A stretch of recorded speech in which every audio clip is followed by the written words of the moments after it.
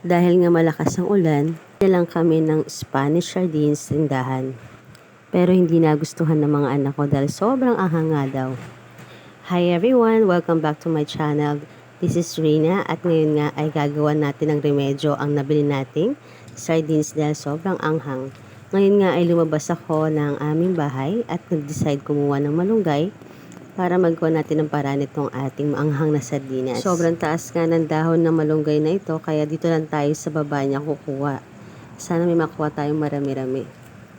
Ito na nga mga nakuha nating dahon. Medyo marami nga rin kaya mas sasarap itong gagawin natin dahil mas maraming malunggay, mas masarap at mas masustansya. Bumili na rin ako ng isang maliit na ebap na gatas na tig 25 pesos tindahan at 5 pisong harina. Buti na lang may tinda sa harina. Hindi naman natin kailangan ng sobrang daming harina sa lulutuin natin dahil pampalapot lang naman ang kailangan natin. Bawang at sibuyas para sa panggisa at eto na nga ang ating malunggay na hinimay na.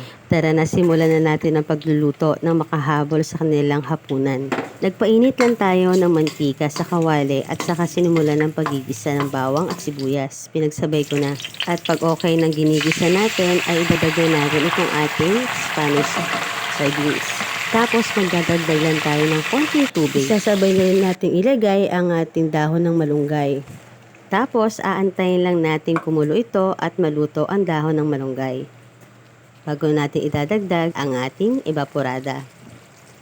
Nilagay ko na lahat ang gatas dito dahil wala naman akong paggagamitan. Haluin nga lang natin ng konti, saka natin dagdagan ng pamienta at ng mga asin.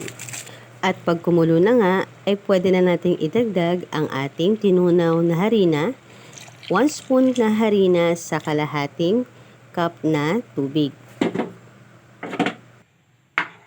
Haluin lang natin ito hanggang sa ito ay lumapot. At pag malapot na nga ay ready na itong ihain sa ating pamilya. Kita nyo naman napaka-creamy at napaka-sustansya ang kinalabasan ng ating sardinas ngayon. Hindi na siya masyadong maanghang.